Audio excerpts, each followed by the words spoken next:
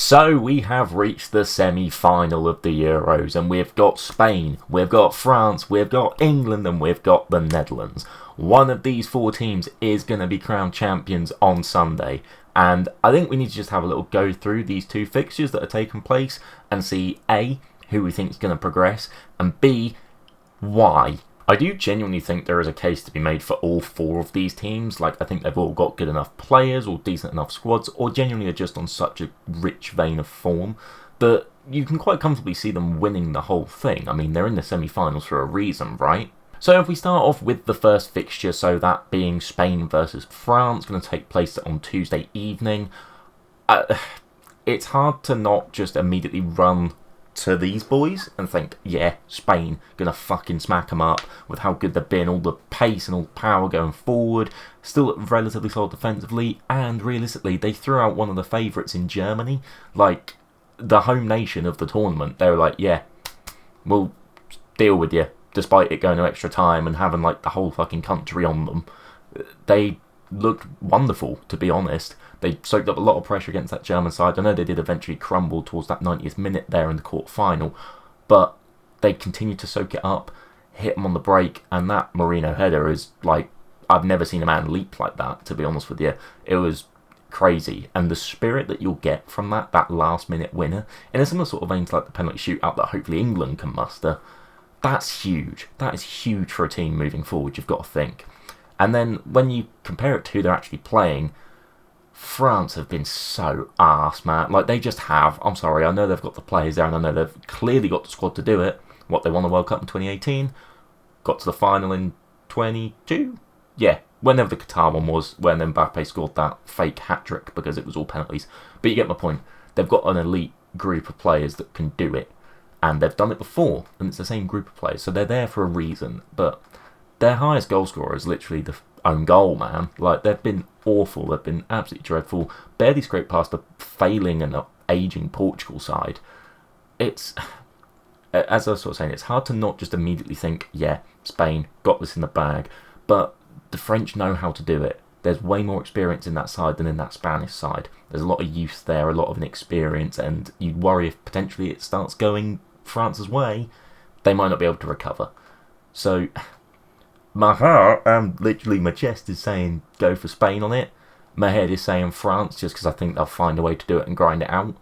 But I'm going to back Spain. I think that youth will come in, that fearlessness will hopefully come in, and they will, let's say 2-0. We'll go with 2-0 just because France can't seem to score at the minute. The only other thing which I did almost forget about with Spain, and that will go against them quite heavily I fear, is the suspensions that they picked up against Germany. Carvajal himself got fully sent off, didn't he? I believe it's Lenormand, the centre-half. He got booked, so he's going to miss the game. Pedri got crocked. I forgot about that. He obviously got injured. And I want to say Morata got booked. I feel like Morata got booked when he was subbed.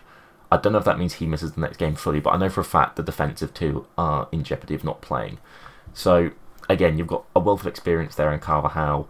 Also, just a leader more than anything, which is obviously going to be missing from your team there, which is a little bit of a concern.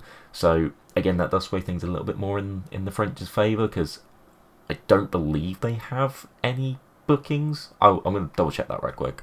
So I did very quickly look it up, and yeah, from what I could see, the French don't have any suspensions, so you have potentially got a Kylian Mbappe, despite having a little bit of a broken schnoz, running up against a second-choice centre-half. Well, at least second choice in the national team. I think it's Nacho who came in. I'm not 100% sure. But, yeah, that's a little bit of a concern. And then we, of course, get to the second game on Wednesday night, being England versus the Netherlands. Now, we've already sort of done a bit of a video covering this as to what I think will probably happen. But just to get it out there, I am backing England to win, just generally speaking. I know they've been terrible all tournament. They have slowly gotten better. And Southgate is an absolute fraud. But, be that as it may, there is so much talent in that team. I can't see them going out to what I genuinely believe, and I'm not trying to hate on them or anything, I love a lot of their players. I think it's a very mediocre Dutch squad when you look at it actually like man for man.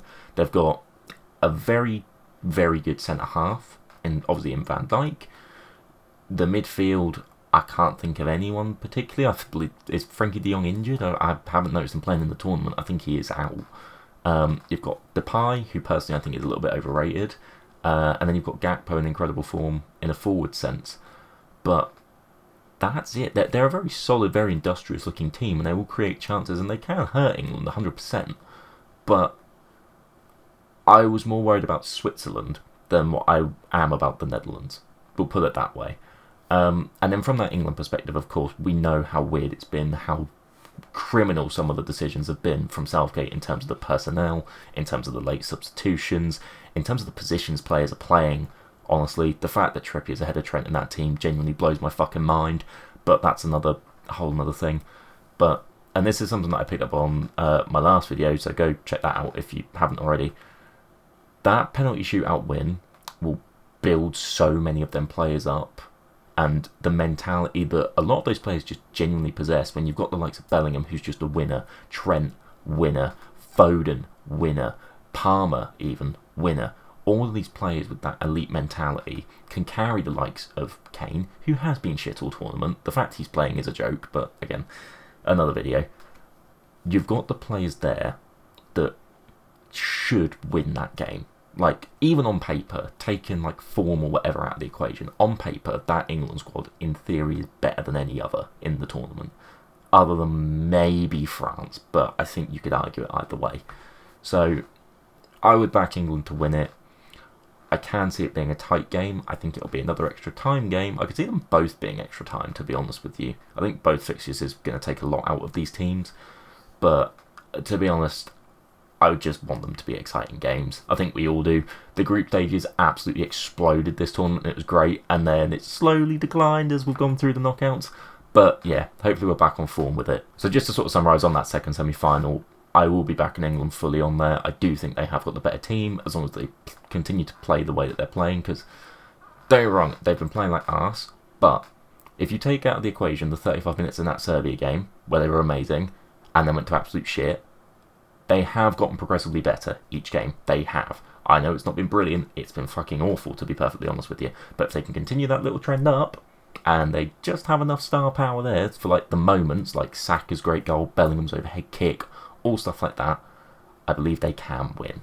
But let me know what you guys think. This is just my prediction. Obviously, I'm back in England of all the teams. I would like to see Spain go through above France, because it would be nice for, almost just for variety, because the French always seem to be in a final at the minute. So let me know what you guys think. Do you think England are going to win it? Do you think somebody else will win it? Who do you guys want to win it? I get a lot of you might not be England fans necessarily. Let me know in the comments down below. And if you are enjoying these videos, please do consider subscribing. It has been awesome, the support recently, and I would love it if you're enjoying to sub. And yeah, thanks for watching.